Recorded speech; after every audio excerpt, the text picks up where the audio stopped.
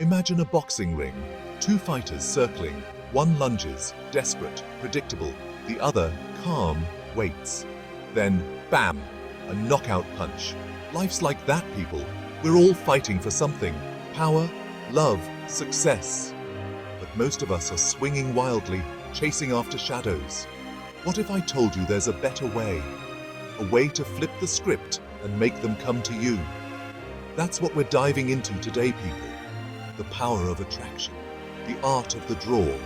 Get ready, because this is about to change your game. Robert Greene, the OG of power moves, laid it down in his 48 Laws of Power. This book isn't just a guide, it's a playbook for navigating the complex world of influence and strategy. Greene's insights have been used by leaders, strategists, and even everyday folks looking to get ahead. Law number 8, make others come to you. Use bait if necessary. This isn't just about manipulation, it's about understanding human nature and leveraging it to your advantage.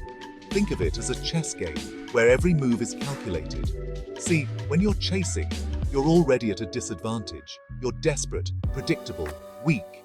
Chasing makes you vulnerable. And in the game of power, vulnerability is a weakness you can't afford. It's like playing chess without a strategy. You're bound to lose. But when you make them come to you, you control the game. You set the terms. You call the shots. It's like fishing, fam. You create a scenario where they think they're in control, but in reality, you're the one pulling the strings. You don't chase the fish around the ocean, right? Instead, you cast your line, wait patiently, and let the fish come to you. It's a game of patience and strategy. You dangle a juicy worm, make them think it's their idea, and reel them in. Control, my friends. It's all about creating the illusion of choice while you hold the real power. That's the name of the game. And this law, it's not just about making others come to you. It's about creating a situation where they feel compelled to do so. It's about making your position so attractive that they can't resist. This is how you master it. By understanding the dynamics of power and influence, you can navigate any situation with confidence and control. Remember, in the art of the draw, it's not about the chase, it's about the allure. Napoleon Bonaparte, the OG emperor himself, knew this law by heart. He was a master of strategy, a genius on the battlefield, and he understood the art of war like no other. Back in 1805, he was facing down the combined might of Austria and Russia. These were no small-time opponents. They were powerful empires with vast resources and formidable armies. Talk about a bad date. Imagine being outnumbered and outgunned, with the fate of your empire hanging in the balance. But Napoleon, he was a smooth operator. He didn't panic or rush into battle blindly. Instead, he took a step back and assessed the situation with his keen strategic mind. He knew he couldn't take them head on. A direct confrontation would be disastrous, so he devised a cunning plan. So what did he do? He orchestrated a strategic retreat, a move that seemed like a sign of weakness, but was actually a brilliant maneuver. He strategically retreated, leaving Vienna, the prize, ripe for the taking. It was a calculated risk, but Napoleon knew his enemies well. The Austrians and Russians, they took the bait. They saw the retreat as a victory and rushed to claim Vienna, thinking they had the upper hand. They thought they were winning, marching into Vienna all smug. They believed they had outsmarted Napoleon, but they were walking right into his trap. Little did they know, Napoleon was waiting. He had carefully positioned his forces, ready to strike at the perfect moment. He crushed them at Austerlitz. Game over. The battle was a decisive victory for Napoleon, showcasing his brilliance and the effectiveness of his strategy. That's the power of this law, people. It's not always about brute force. Sometimes it's about outthinking your opponent and using their own moves against them. Napoleon didn't chase a fight. He avoided direct confrontation when it wasn't in his favor. He orchestrated a trap, and his enemies walked right into it. This is a timeless lesson in strategy and cunning, one that can be applied beyond the battlefield. Think about your own life. Reflect on the moments when you felt desperate for something, whether it was a job, a relationship, or an opportunity. How did you approach it? That job you're desperate for, are you bombarding them with resumes, sending countless follow-up emails, and constantly checking your phone for a response? Or are you building a skill set so impressive they can't ignore you?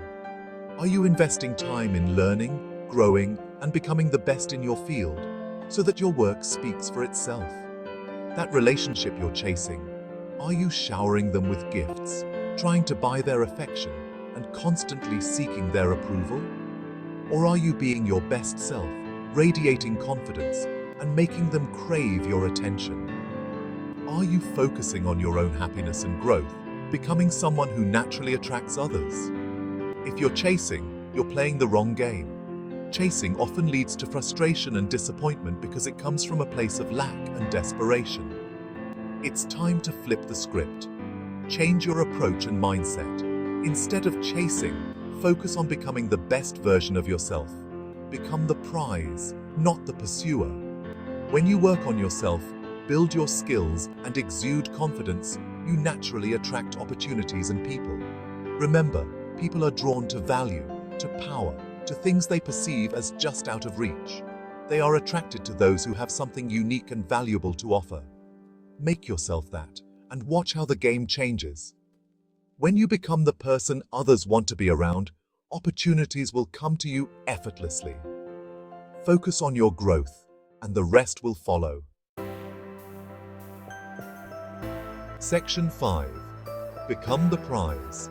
Elevate your value. So, how do you become the prize? It's simple, really. Invest in yourself. Become the best version of you. Hone your skills, whatever they may be. Read books, travel, learn a new language. Become knowledgeable, interesting, someone people want to be around.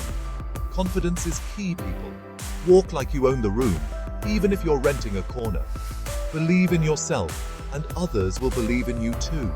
Remember, you're not just any fish in the sea, you're a freaking shark, a majestic creature of the deep. Start acting like it. Section 6. Silence is golden. Master the art of strategic absence. Ever notice how the quiet kid in class always seems kinda mysterious? There's power in silence, in strategic absence. When you're constantly chasing, constantly available, you become predictable, boring. But when you step back, create some mystery, people start to wonder.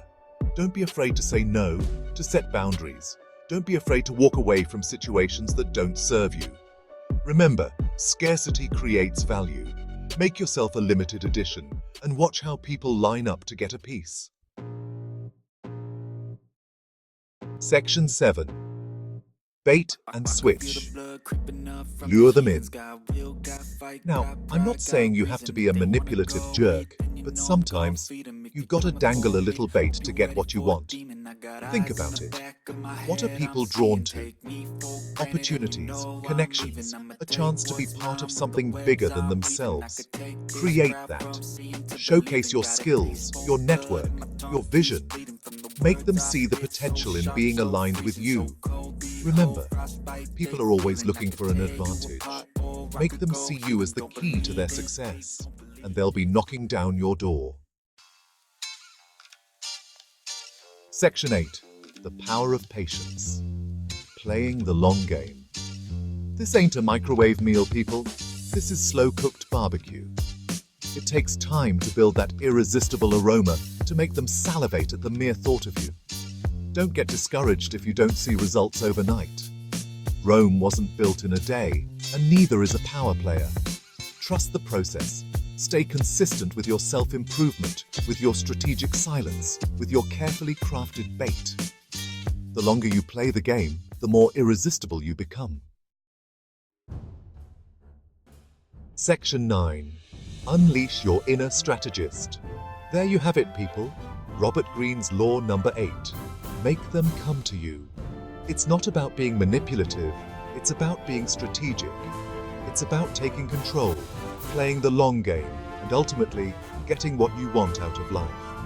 So, what are you waiting for? Go out there, unleash your inner strategist, and start attracting the opportunities you deserve. And don't forget to hit that subscribe button and leave a comment below, telling me about a time you used this law to your advantage. Let's get this conversation going, people. And make sure to subscribe to Siddhi Shri for more insightful content.